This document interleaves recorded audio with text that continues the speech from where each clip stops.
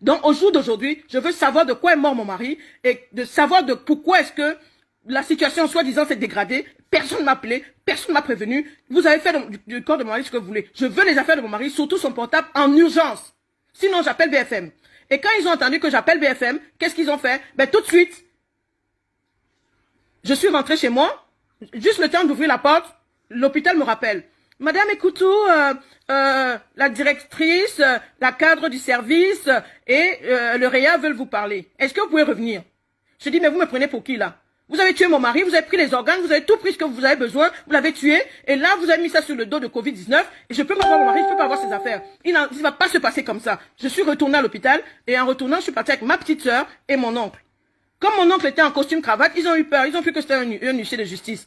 Déjà, ils arrivent, on nous reçoit dans le hall. Oui, mais madame, écoute, vous pouvez comprendre et tout. Alors, les personnes qui m'ont convoqué, à savoir la directrice, la cadre et machin, je n'ai vu personne. On m'a envoyé une psychologue qui ressemble à une anorexique. Oui, madame, je dis, madame, excusez-moi, vous êtes qui? Je suis la psychologue, je dis, déjà, je suis pas folle. Je veux voir mon mari et ses affaires, c'est tout. Le reste, j'en ai rien à foutre. Allez chercher même le président de la République si vous voulez. Les personnes qui m'ont convoqué, je vais les voir. On m'a dit la directrice de l'hôpital, le réanimateur et machin. Vous êtes psychologue. Est-ce que j'ai commandé une psychologue? Je suis pas malade. Je suis en bonne santé, je suis en formation, j'ai toutes mes facultés, je sais de quoi on parle, je sais écrire le français, j'ai quand même un bac. C'est pas vous qui allez me dire ce que je dois faire. Je veux voir mon mari et pas quelqu'un d'autre. Alors vous arrangez, vous faites comme vous voulez, mais je veux voir mon mari entier sur un lit pour que je puisse le reconnaître avec tous ses organes comme je vous l'ai donné. Il devait sortir la semaine d'après. Je ne sais pas pourquoi il est à la morgue. Son cœur a palpité, c'est vrai. Vous avez tout fait ce qu'il était à votre niveau, mais comme vous êtes les décideurs, vous décidez pour les familles, vous décidez pour les parents, vous décidez pour tout le monde. Parce qu'il est noyé la personne, on a décidé de le mettre à la morgue. Je vais le sortir de cette morgue et le voir. Non, madame, vous comprenez pas et tout, je suis psychologue, machin, on va vous accompagner dans le processus du deuil, vous pouvez pas voir votre mari, machin. Je dis, écoutez-moi, madame, avant que je m'énerve, vous dégagez. Elle me dit, non, je vais aller, bon, on va vous chercher un médecin qui va vous calmer, parce que je dis, mais je ne comprends pas. On m'a fait appeler en me disant que le réanimateur arrive. Il veut vous voir, la cadre du service et machin. Je n'ai vu aucun des trois. J'ai vu la psychologue, un médecin. Est-ce que je... J'ai vu la psychologue, un médecin et tout. Après, ils me disent, oui, mais on peut aller vous faire une photo de votre mari et vous montrer. J'ai dit, pardon? Je vous ai envoyé mon mari à l'hôpital. Je vais le voir sur photo pour me montrer sur un lit à la morgue. Dans un tiroir, en photo. Mais de qui se moque-t-on? Quel est le français qu'on a montré, qu'on a envoyé une photo à sa famille en disant que votre parent est mort, voilà sa photo. On ne peut pas vous montrer le corps. Je veux voir mon mari. Quelle que soit la maladie qu'il a, je vais mourir de cette maladie. On n'est que deux, on est des jumeaux. Je veux voir ce qui se passe en France aujourd'hui. Alors, ils ont essayé de me calmer. J'ai dit non, je me calme pas. Je veux voir mon mari. Moi, je m'en fous du reste. Qu'il ait quoi comme maladie, aujourd'hui, on va partir tous les deux. Donc, à force de nous malmener, ma petite soeur leur demande, mais je comprends pas. Vous dites qu'il avait la crise cardiaque, mais ça, la crise cardiaque, oui. Le cœur s'emballait, ça a commencé quand? Oui, ça commence, ça s'arrête et machin. Mais pourquoi, quand ça s'est arrêté la première fois, vous n'avez pas appelé son épouse? Oui, mais madame, on n'a pas que ça à faire, on avait beaucoup de patients qui... Ok, très bien. Mais quand il est décédé, pourquoi vous n'avez pas appelé son épouse? Oui, mais madame, parce qu'elle était seule et tout. Mais donc, ça veut dire que cette femme-là, elle n'a personne en France qui peut venir l'assister pendant que vous êtes en train de tuer son mari? Alors, ils ont décidé, comme je sais très bien ce qu'ils ont fait, puisque mon mari, c'était un vaillant, un footballeur, il n'avait aucune pathologie sur lui, ils ont pris ce qui était nécessaire pour lui et ils l'ont tué. Au jour d'aujourd'hui, je vous confirme qu'ils ont tué mon mari parce que le réa m'a dit, votre mari est mort à 3 h du matin, voilà un certificat de décès en France qui n'a ni la cause de décès et 2 h 30 du matin. Vous avez déjà vu ça où? C'est moi qui exige à l'hôpital de me mettre un cachet. J'ai un certificat de décès. J'ai un certificat de décès avec une signature de médecin sans cachet, sans cause de décès. Alors, je veux bien savoir, vous tous. Et c'est marqué dessus, ok pour don d'organes. Alors, même quand on donne des organes, la moindre des choses, c'est de demander à la famille. Je sais que c'est... Mon mari, ça ne m'aurait pas dérangé de donner les organes si j'étais au courant de ce qu'il avait comme pathologie. Mais est-ce qu'on enlève les organes sur un Covid-19? Ça veut dire qu'on se moque de moi. Parce que quand quelqu'un a le Covid, tous ses organes sont foutus, puisqu'ils sont, ils sont contaminés. Mais pourquoi est-ce que lui, sur son certificat de décès, il y a don d'organes? Mais il a donné de quels organes alors qu'il était en Covid-19? Je veux savoir de quoi est mort mon mari. Je veux voir mon mari en entier, Covid ou pas Covid, j'en ai rien à foutre. Je vais dans le même cercueil que lui, contaminé ou pas, j'en ai ras le cul. Mon mari, je veux qu'on me le montre. On m'a envoyé, on m'a permis d'aller à la morgue, mais juste faire la photo et on m'a donné la nuque de mon mari. Alors, si on vous permet de rentrer dans une chambre mortuaire, c'est pour voir, pour faire une reconnaissance de décédé. Mon mari, je vais faire sa reconnaissance, je ne le reconnais même pas, puisque je n'ai que la nuque. La cadre se met en face, moi l'épouse, on me donne la tête, le gars emballé dans les draps blancs, quelqu'un qui meurt de Covid en France, est dans les draps, il fait quoi dans les draps? Pendant que les autres, les malades sont dans les housses. Mais de qui se moque-t-on? Et quelqu'un qui a une crise cardiaque, il est sur le ventre. Mais il est sur le ventre pourquoi? S'il a une crise cardiaque. Ils l'ont réanimé. Ils ont fait tout ce qui était à leur pouvoir. Il est sur le ventre. Je veux savoir pourquoi il est sur le ventre. Je veux avoir les 2 reins de mon mari entier. Je veux avoir tous ses organes entiers. Je veux qu'on me donne mon mari avec Covid ou sans Covid. On m'a donné le numéro des pompes funèbres qui ne répondent pas. Ça veut dire quoi? Ça veut dire que non seulement mon mari, je n'ai vu que son visage. Ils veulent l'incinérer sans que j'assiste. Parce qu'ils savent ce qu'ils ont fait sur le corps et tout. Au jour d'aujourd'hui, je veux le corps de mon mari en entier avec Covid ou sans Covid. Je n'ai rien à cirer. C'est moi qui vais l'enterrer où je veux. Et ça, j'exige. Et après mon direct, je vais appeler au ministère de la Santé. Je vais appeler la présidence aujourd'hui. Je veux le corps de mon mari. Il ne sera pas incinéré en France. Il sera incinéré au Cameroun. Et je veux le voir en entier. Il faut qu'on le sorte, qu'on me fasse une autopsie claire et nette. Et qu'on me donne son dossier médical avec tout ce qu'il a eu. Les avancements, les retards, pourquoi et toutes les questions que j'ai, je veux des réponses.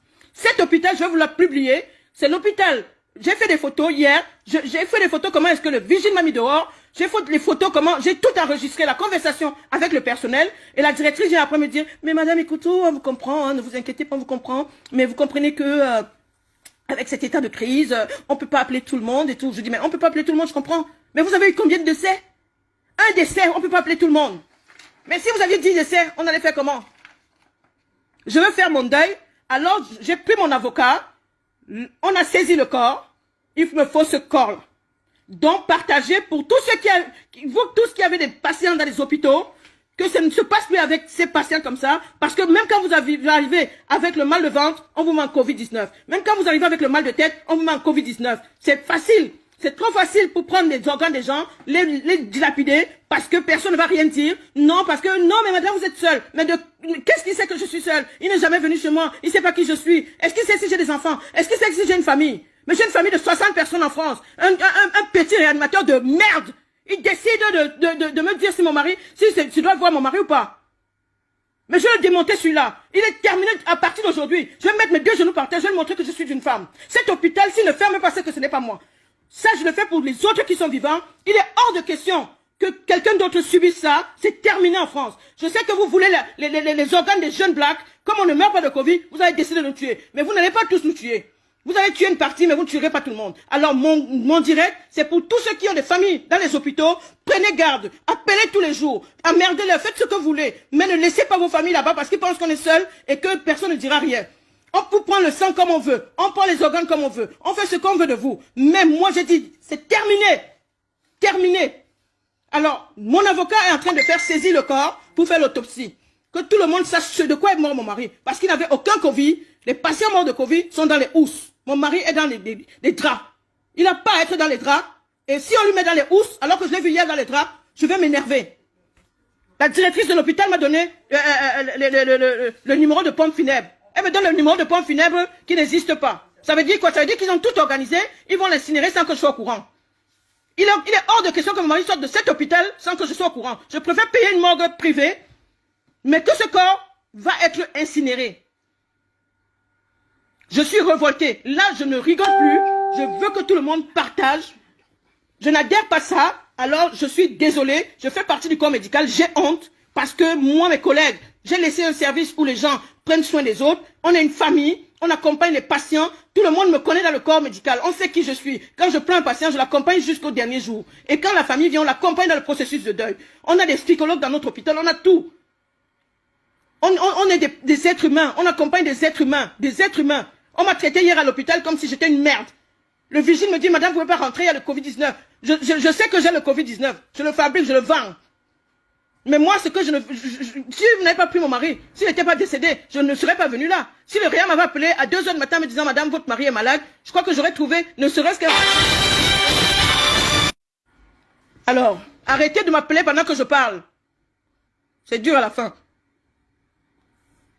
Alors, donc, je suis en train d'interpeller tout le monde. Vous tous qui avez des parents à l'hôpital, ne les laissez pas seuls. Appelez, emmerdez, sachez ce qui se passe. Parce que c'est trop facile. Il y a des hôpitaux où le personnel conscient appelle les patients. J'ai une amie, son mari est à l'hôpital. C'est le médecin qui appelle tous les jours pour savoir comment va la femme.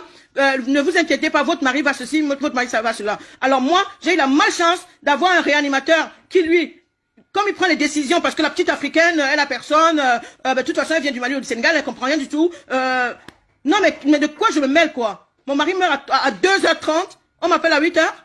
À 8h?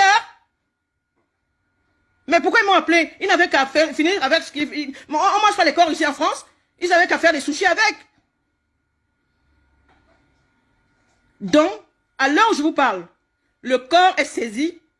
Il ne sera pas, avec Covid ou sans Covid, il ne sera pas incinéré ces jours-ci jusqu'à ce qu'on fasse l'autopsie.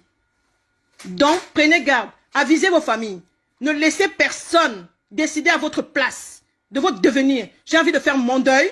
Et j'ai décidé de publier cette vidéo parce que c'est pas un petit médecin ou un petit réanimateur de petits hôpitaux de merde qui va décider de la vie de mon mari. Il a pris mon mari, mais il ne mourra pas. Et je vais le suivre jusqu'à ce que son métier finisse au risque de ma vie. Tant que je ne sais pas de quoi est mort mon mari, ils n'auront pas la paix. J'ai dit à mon avocat, je ne veux pas d'argent, je ne veux rien, je veux juste la vérité. Et ce réa, je veux sa tête. Je veux sa tête parce qu'il s'est amusé avec la mienne. Là, mon mari à la morgue tout seul. Quelqu'un qui n'a jamais eu mal de tête, il n'a jamais rien eu. Il est tout seul à l'hôpital, dans une chambre froide. Emballé de drap blanc, soi-disant Covid. Alors si, pour tous ceux qui publient et tout, qui sont dans des hôpitaux, il y a des aides-soignantes, il y a des médecins, il y a des infirmières. J'ai des amis partout. Vous voyez comment on emballe les corps de Covid. Le mien est dans un drap et je ne peux même pas. On me dit ne touchez pas madame, ne touchez pas madame. Mais laissez-moi au moins faire mon deuil, merde.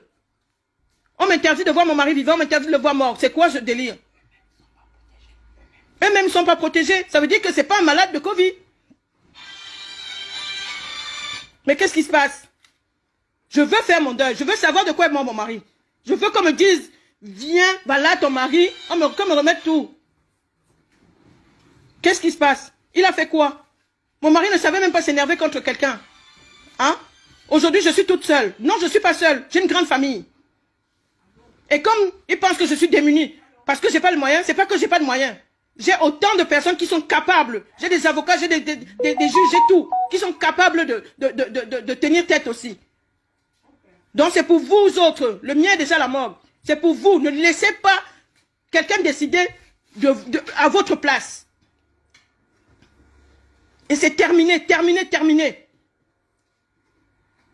On a trop décidé à notre place, maintenant c'est fini. Le mien à la morgue, il ne se verra plus, mais prenez garde, appelez vos familles, demandez, imposez, suppliez-leur, comme vous dites ce qui se passe. Qu'on ne mette pas tout le monde sur le Covid.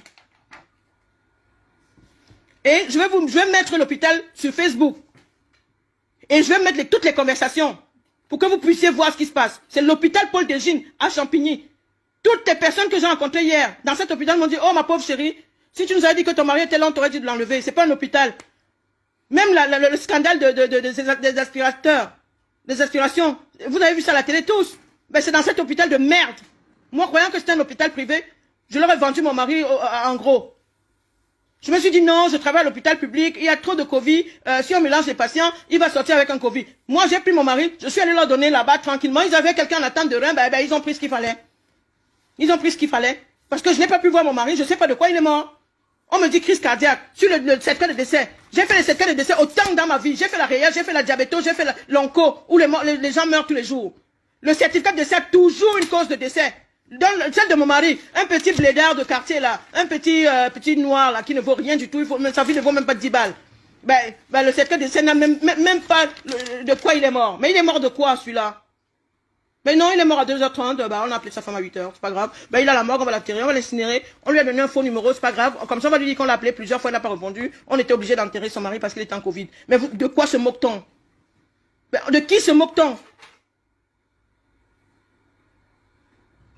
L'avocat a saisi. J'ai porté plainte. L'avocat a saisi l'hôpital. Le corps ne peut être incinéré, que ce soit Covid ou pas Covid, il ne sera pas incinéré. Il faut qu'on fasse l'autopsie. Mais je vais vous l'amener, Soraya. Je l'aurai, lui, je l'aurai. D'ici demain, il va me dire 6 mois. Rose Ninga, épouse Ekoutou. Mon mari à la morgue, lui, il est dehors.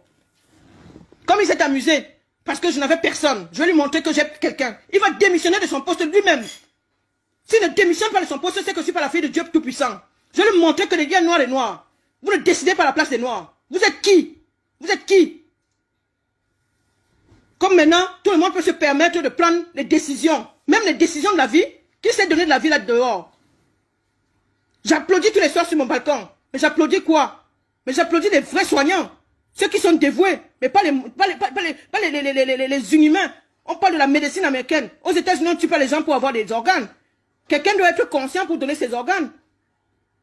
Hein? Quelqu'un doit être conscient pour donner ses organes.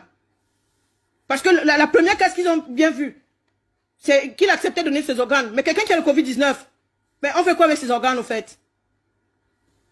Non mais je rêve. Dans cet hôpital-là, je vais vous mettre ça, c'est l'hôpital privé de Champigny, Paul Desgines. À la base, c'est un hôpital qui soigne les mains. Je ne sais pas comment ça s'est passé pour que mon mari, avec sa fièvre, qui se retrouve là-bas. Non mais je rêve. Mais non madame, je ne pouvais pas vous appeler à 3 h du matin parce que j'ai estimé que de toute façon ça n'allait rien changer. Ah bon? Ça n'allait rien changer. Mais maintenant je ne peux pas voir mon mari. Au moins je l'aurais tourné, je l'aurais regardé, j'aurais vu ce qui se passait. Quelqu'un qui est mort de crise cardiaque. Il est sur le ventre. Mais de qui se moque-t-on? Quand on est en crise, on n'est pas assis, on n'a pas les mains sur la poitrine.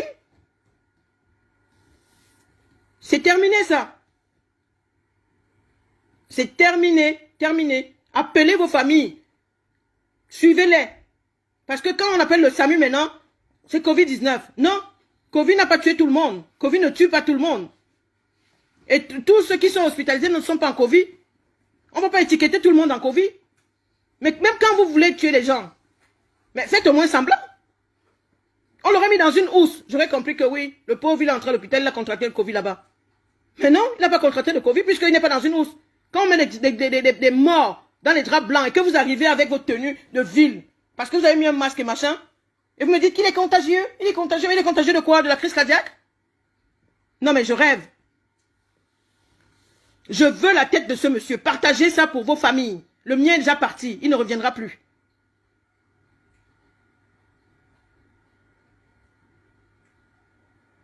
Ça fait 2 semaines que je ne dors pas.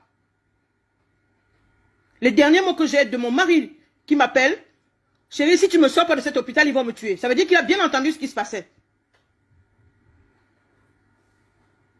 Il a bien entendu.